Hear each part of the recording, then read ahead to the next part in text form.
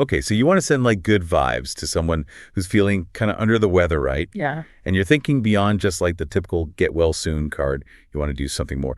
You've shared some details from this website called Flower Delivery Hong Kong. And it's amazing how much thought goes into this in Hong Kong. Absolutely. And you know what's fascinating? It's a local service in Hong Kong, but it gives us this global perspective on something we can all relate to, just wanting someone to feel better. I love that.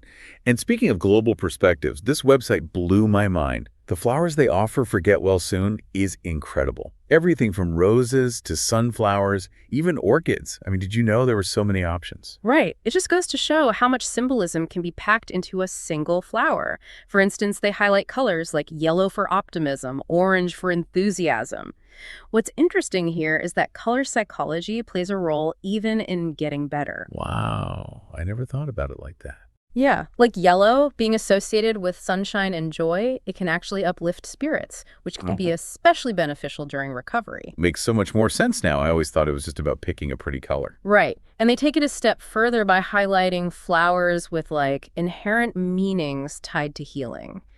They mention daisies for new beginnings, which is so perfect for someone recovering from surgery, symbolizing a fresh start. It's such a good point. I am totally keeping those little details in mind next time I send flowers. Exactly. It's like this secret message of encouragement. It is. Okay, so moving on. The website also stresses sending a gift as soon as you hear someone is unwell. Like, what do you think about that? It makes sense, right? It's that immediate, I'm thinking of you gesture. Totally. It shows genuine concern, not just like fulfilling a social obligation. It's like you're saying, you're on my mind the moment I heard. That's a really good point. Okay, so we've covered the importance of being prompt, but what else can we learn from this website? They also suggest customizing flower arrangements. What are your thoughts on that? Personalization. It's about moving beyond just a generic gesture to something uniquely meaningful for the person you're giving it to? Like maybe they adore lilies or they love the color purple. It's those personal touches. That's so true. I love that. It's not just a gift, it's their gift. It shows you're paying attention to who they are. Exactly. Now, while flyers are beautiful, they're not always the best choice. They also suggest fruit baskets. Oh, I totally agree. Not everyone's as into flowers as we are. Exactly. A basket of fresh fruit is thoughtful and it's practical, especially for someone recovering. They might be craving something healthy. For sure. And what's great is they even suggest combining a fruit basket with flowers for the ultimate care package. Sunshine and nourishment all at once. I love that. Okay, so we've talked about the language of flowers, personalized gifts, even a good fruit basket. Yeah.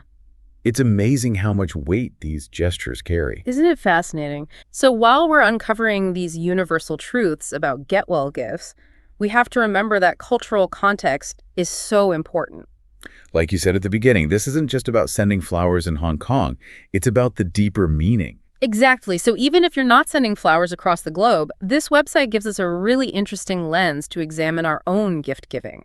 What can we learn from their attention to detail, personalization, and their understanding of what gifting really means? Totally. It's like they've opened up a whole new way of thinking about gifting.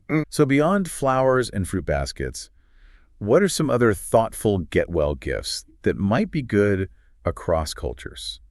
I'm kind of drawing a blank. That is a great question. And it's where thinking about the message behind the gift is really important, like less about the thing itself. Oh, I see. So it's not about the perfect gift. It's about what you want to say with it. Exactly. If you want to bring comfort and relaxation, maybe a cozy blanket, a sleep mask, those are nice. Or even a really nice hand cream. Oh, that's a good one. If you're thinking entertainment, maybe a good book, a streaming service subscription, something fun like that. Those are all great ideas. Yeah. I like how you're putting it like, what feeling are you going for? It makes it so much more personal. Right. It's about thoughtfulness. Okay, let's go back to something the website mentioned about being prompt with the gift, sending it quickly. Why do you think they stress that so much? Honestly, I think it just shows you really care and you're there for them when they're feeling vulnerable. That's a great way to put it. And it actually ties into psychology a bit too. Oh, really? Yeah. Mm-hmm. Getting support, especially when you don't expect it, when you're stressed or sick, can really impact how we feel. Tell me more about that. I'm really interested now. There's actually research on this. Yeah. Social support, it can boost your immune system even, reduce stress, anxiety, even help you recover faster. Wow, I knew it made you feel better, but I didn't know there was science behind it. It's true. And it all comes down to this hormone, oxytocin. Oxytocin, You might know it as the cuddle hormone. the cuddle hormone. Okay, now this is getting really interesting. So oxytocin, it gets released when we feel connected to others, supported, and it can fight back against those negative stress hormones, cortisol, things like that. So it's like sending that gift quickly is like sending a dose of good feeling hormone. Exactly. It's a way of saying, I'm here, and that alone can have a real effect on someone. And it's not just big gestures. A text, a phone call, even those can make a world of difference. This is amazing. I had no idea a quick text could be that powerful. Right. It shows that we can all offer support to each other in small ways that still mean a lot. Absolutely. Mhm. We've covered so much from these Hong Kong flowers to what makes a gift personal, even the psychology behind it, and all from a flower delivery website. It is pretty amazing, huh? What we can learn from unexpected places. And it just goes to show there's so much thought behind even simple gestures. And those principles apply to any gift, really. So true. It's about taking that time to think, what do I want to say with this?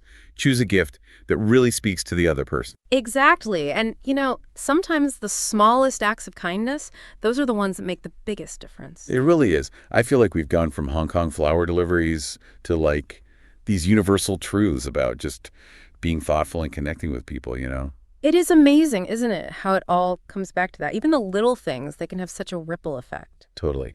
So as we wrap up here, what's like the one big thing you hope people take away from all of this? That's a good question.